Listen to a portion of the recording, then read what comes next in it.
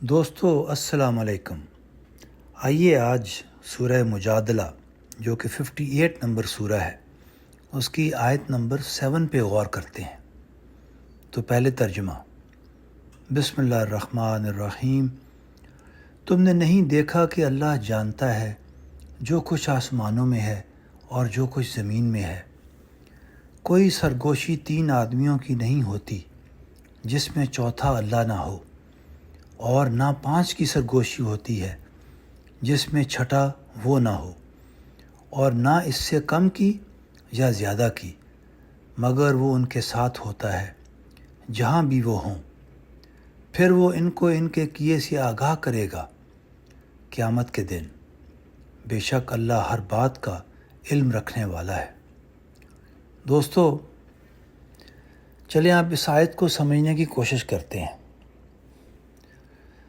یہ آیت ایک بہت ہی امپورٹنٹ آیت ہے۔ یہ آیت ہمیں یہ حقیقت یاد دلاتی ہے کہ اللہ تعالیٰ ہم سے بہت قریب ہے۔ جب بھی چند لوگ آپس میں چپکے سے بات کرتے ہیں، اللہ ان کے ساتھ ہوتا ہے۔ وہ ہر بات کو سنتا ہے، ہر چیز سے باخبر ہوتا ہے۔ دوستو، اگر ہم سچے دل سے یہ یقین کر لیں کہ اللہ واقعی ہمارے ساتھ ہے جیسا کہ اس آیت میں بیان ہوا ہے، تو کیا ہم گناہ کریں گے؟ یقیناً نہیں۔ اگر ہمیں یہ شعور ہو جائے کہ اللہ ہمیں دیکھ رہا ہے، سن رہا ہے اور ہماری ہر بات کا گواہ ہے، تو ہمارا رویہ، ہمارا عمل خود بخود سنور جائے گا۔ جیسے ہم کسی معزز شخصیت یا استاد کے سامنے مطاعت ہو جاتے ہیں، ویسے ہی اگر دل میں اللہ کی موجودگی کا احساس زندہ ہو جائے تو ہم خود بخود برے کاموں سے رک جائیں گے۔ دوستو، اب اصل چیلنج کیا ہے؟ اب اس کی طرف آتے ہیں۔ اصل چیلنج یہ ہے کہ ہمارا ایمان اس درجے پر آ جائے کہ اللہ کی قربت کا احساس ہمارے دل میں بس جائے، یعنی ہم یہ محسوس کرنا شروع کر دیں کہ اللہ ہمارے ساتھ ہے۔ اور یہ کیسے ممکن ہے؟ دوستو، اس کے لیے ہمیں محنت کرنا ہوگی، ہمیں اللہ کو ڈھونڈنا پڑے گا، ہمیں اللہ کو جاننا ہوگا۔ اور اس کے لیے اللہ تعالیٰ قرآن میں فرماتے ہیں کہ تم اپنے آپ پہ غور کرو، اس کائنات کی نشانیوں پہ غور کرو۔ یعنی ہم نے انفس اپنے آپ پر اور اس کائنات پر غور کرنا ہے، اور یہ سوچنا ہے کہ یہ سارا معاملہ کس نے شروع کیا، ہمیں کس نے بنایا، کائنات کو کس نے بنایا۔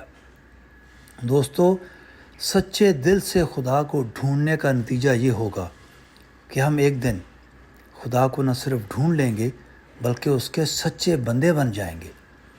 دوستو، یہ کام کیے بغیر ہم اللہ کو ایسے محسوس ہی نہیں کر پائیں گے جیسا کہ اس آیت میں اللہ تعالیٰ نے فرمایا ہے۔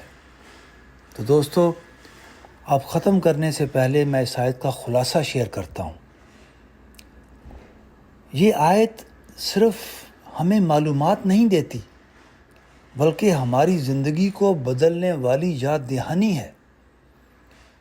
جب دل میں اللہ کا قرب زندہ ہو جائے گا تو زبان، ہاتھ، قدم سب سنبھل جائیں گے، یعنی ہمارے سارے کام درست ہو جائیں گے جب ہمارے دل کے اندر خدا قربت کے لیول پہ آ جائے گا۔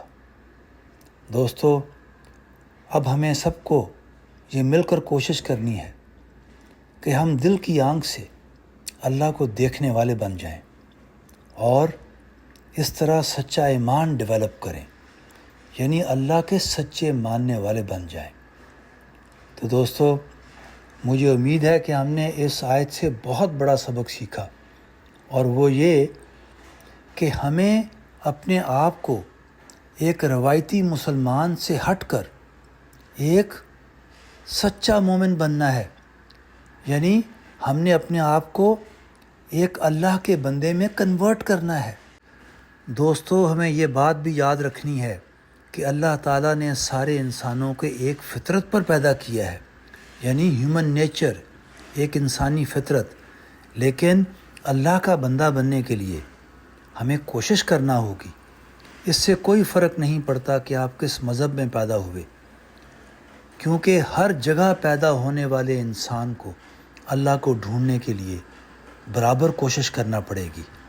تو دوستو، چلیں آج ہی سے اپنے ساتھ یہ وعدہ کریں کہ ہم اللہ کو ڈھونڈنے کی پوری کوشش کریں گے اور انشاءاللہ اس کے بندے بنیں گے، اور جب ہم اس کے بندے بن جائیں گے تبھی ہم اس آیت کو محسوس کر سکیں گے، یعنی اللہ کی قربت کو محسوس کریں گے۔ تو دوستو، مجھے امید ہے کہ ہم سب نے یہ بات سمجھ لی ہوگی۔